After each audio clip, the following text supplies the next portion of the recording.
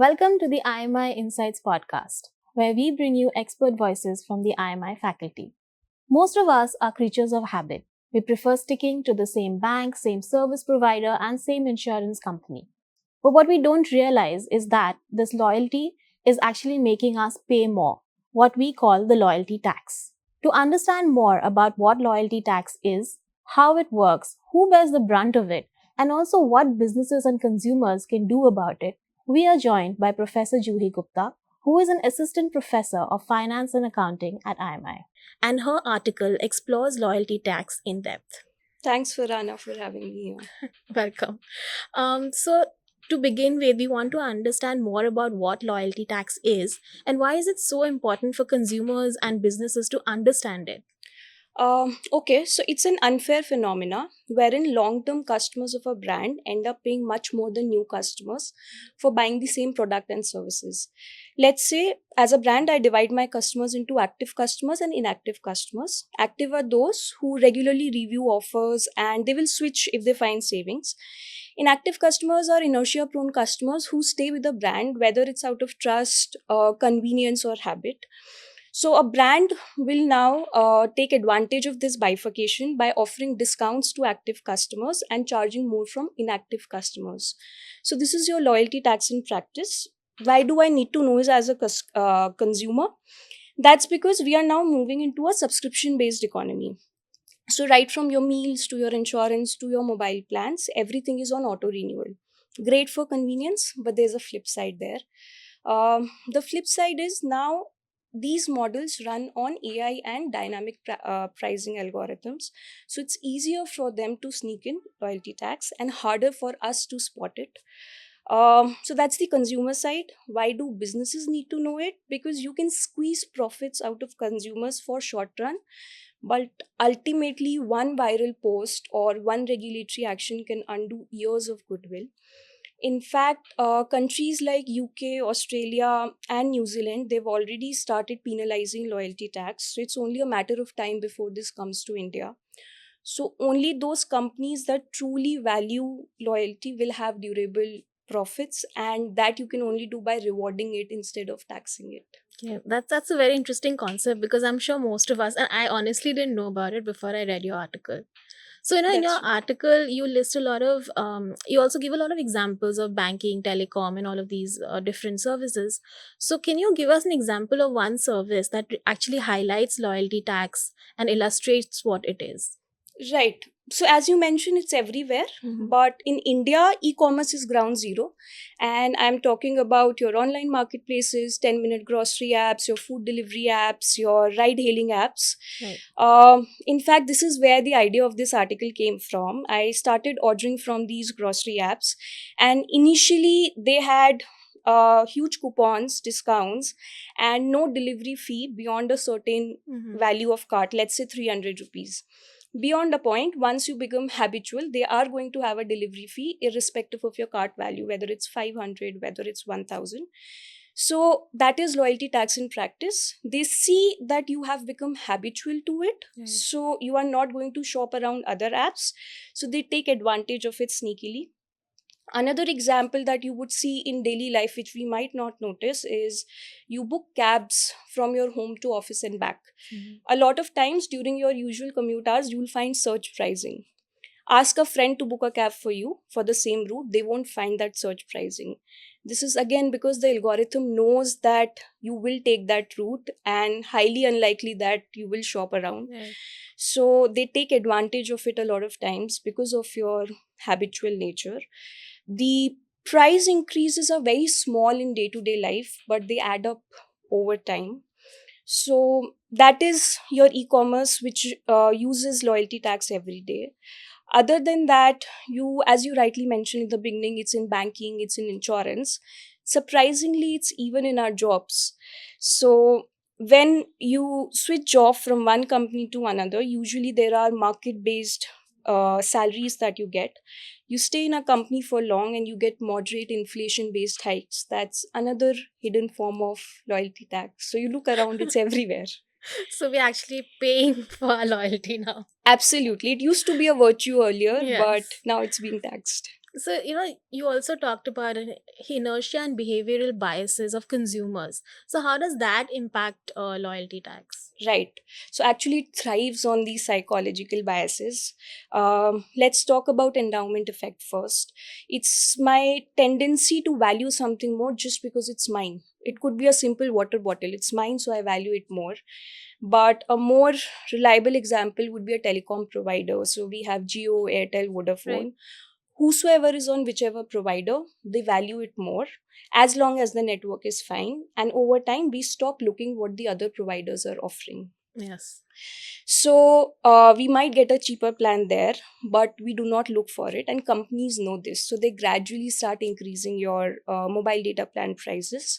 So that's endowment effect, how it impacts loyalty tax. Then we have status quo bias, which is my preference to keep things as they are. Now think about your insurance plans.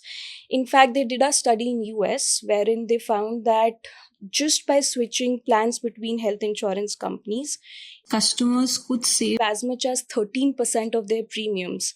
Yet 87% of them chose to stay with the same provider. So that's status quo. We are comfortable with it, so we stay there. So essentially, these biases are like a comfort blanket for us, Right. and they're a gold mine for the companies, so they feel free to charge us more. Yes. So, one of the points that you mentioned, which I found really interesting, is that loyalty tax also is disproportionate. Like, it might impact certain sectors of society more. So, can you tell us a little bit about that? That's a very important question. Reason being here, it hits those people the hardest who are the least equipped to fight back. Mhm. Think about it. Switching from one provider to another isn't just a one click process, it involves a lot of steps. So, first, you have to see who are the alternatives available in the Right. market. You have to see the competitive plans that are available. You have to make sense of the complex pricing. And then comes finally the step of switching. So, this is not feasible for everyone, might feel overwhelming. While technology has made it easier to compare options, but it has also given us a choice overload. So, too many plans, too many fine prints, and suddenly I'm okay staying put where I am. Mhm. Who bears the brunt? So, you'll usually see it's the low income households who are juggling between different jobs. They Right. don't have neither the time nor the bandwidth to do it. So, a study which analyzed Australian retail electricity markets, they found that people with low socioeconomic status, which they measured through low income, low educational attainment, and unemployment, they tend to pay more price and switch less. So that's our one group. Another group is elderly people. So our elderly grandparents, parents. Once they have an insurance, they are They're not not going to switch. going to switch. They don't look for other providers. It could be either they're not comfortable with navigating options or they're not confident enough to negotiate. Now, contrast this with a tech savvy professional who can easily compare offers and switch over. Mm. So, ironically, the vulnerable group is subsidizing the group who has the resources. So, it's kind of a reverse reward system wherein vulnerable groups are bearing more cost of They're sort loyalty of paying tax. for the other people, Yes, right? because they don't have either the time or the Mm. knowledge to look for other options. So, as a consumer, what would you suggest are certain steps that they can take to combat this loyalty tax? Right. So it would depend on industry to industry. There's no one specific Mhm. tactic that can be done. But in India, definitely negotiating is something that can work. We limit bargaining to unorganized sector, but that's not necessarily need not be true.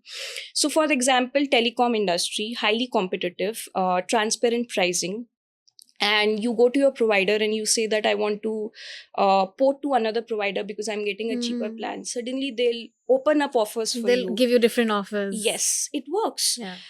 Similarly, in banking, so people who take home loans, over time, if they realize they are paying more for it, they can do a balance account transfer. As soon as they go to the bank might try to renegotiate the terms and give them the rate that they are offering to new customers. So these are industries where pricing is comparatively transparent. But let's say I talk about insurance. It's an industry where there's not a lot of transparency. So in these cases, it would work best that you set reminders before your renewal dates, so that you have the time to review different offers. And if you want to switch over to another offer, you get that time. So that's insurance for you. And then you have your digital streaming subscriptions. They thrive on forgetfulness and us Yeah. doing auto renewals, Because right? every month I just see a message on my, the bank that this much has been debited Yes, from for your account. Netflix and Yes. for Amazon Prime, Yeah, right? So true. they thrive on us forgetting it.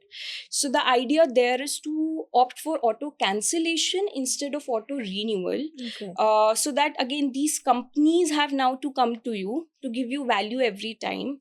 So an example that I have seen personally is whether you have a gold membership or a prime membership.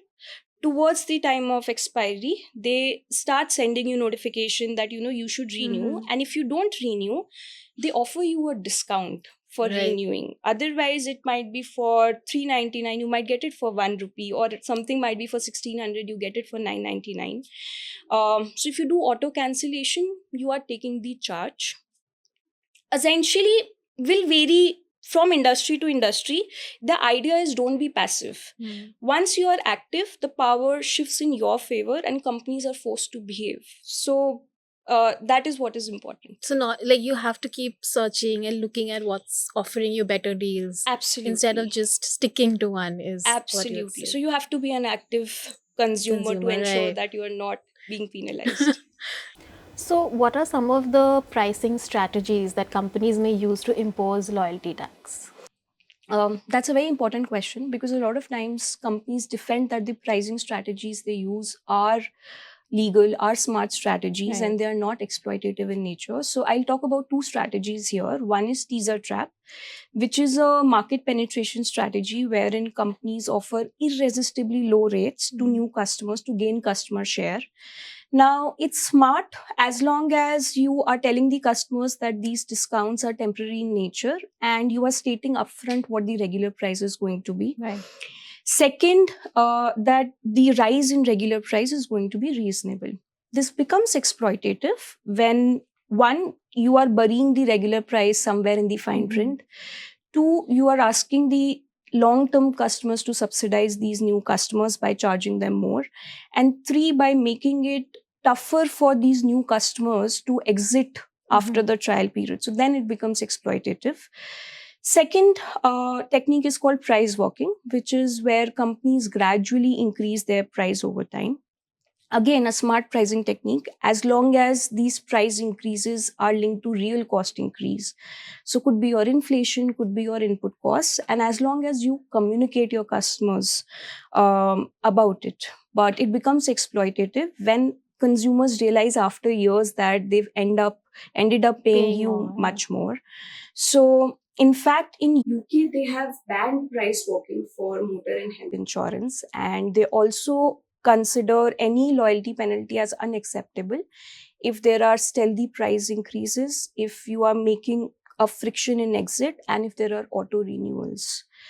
So there's a thin line between whether your pricing strategy is smart or whether it's exploitative, and it depends on whether you are keeping the consumer in the loop or you're trying to keep them in the dark. Right. So these concepts are very interesting that you mentioned. But how will companies say balance between personalization and profitability without exploiting customer loyalty? Right. So the balance would lie in the fact whether I want to add value to the customer or I want to extract the last bit of profit from them. Think of it as a customer. If I know that you are using my data to offer me customized plans, then I stay with you out of trust, even if it costs me more. But if you are using my data just to see the elasticity of my demand and just to see if I'm staying with you and start charging me more, that's exploitation.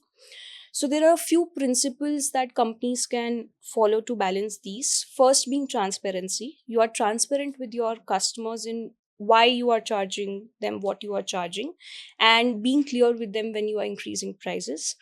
Second is, don't make them chase for discounts. If you find there's a new plan with higher speed in telecom or more data, then you offer it to them, you inform them about it. This will also help them bring referrals into your company. Third is, make switching easier. As much as counterintuitive it might sound, it just makes the customer trust you more because they know they can leave. So they know you are providing them value. And fourth is actually adding value for the customers. So, one very good example here is of Zuno Insurance in India, which offers motor insurance on the basis of pay as you drive and pay how you drive, which means safe drivers pay less insurance premium compared to rash drivers. So that's a good way to balance your personalization and yet get profits. It is in your intent ultimately. Yes, that's really interesting. The Yes. example that you gave, Yes, and I'm sure it can work for other industries as well. absolutely. So, of course, these principles are something that companies could follow. But then, do you think there should be certain mandates or regulations that can be set, especially in the Indian context, to prevent this exploitation? Absolutely. So, like I mentioned in the beginning, UK, New Zealand, Australia, they're already doing it.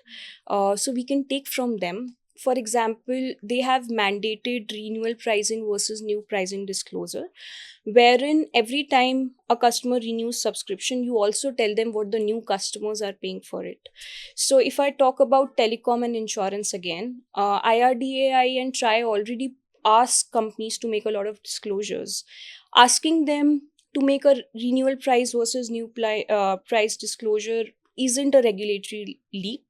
Problem comes in implementation, because how compliant are companies, whether they'll try again to bury these details in fine print, and are they only following these regulations on paper but not in spirit. So that is something that needs to be looked into. One, so reforms are definitely feasible. What is important is, how real are you making these disclosures? Are there going to be penalties for non-compliance? Is there a political will? Is there a legal will? Are companies ready to lead that change? So that is what is more important in this scenario. So this is really interesting and also something very new. I'm sure most people haven't even thought about it. So, just before we end, I would like to ask you, what are the key takeaways you think that companies and businesses and entrepreneurs could take from this? Right. So, if you take away one thing from this podcast, it would be to treat loyalty as an asset. If you invest wisely in it, one, you will get repeat business. Two, these repeat customers will get you referrals. You will have less complaints. There will be less regulatory actions. So again, goes back to, transparency, less frictions for exit, and adding value to the customers. So that is the key.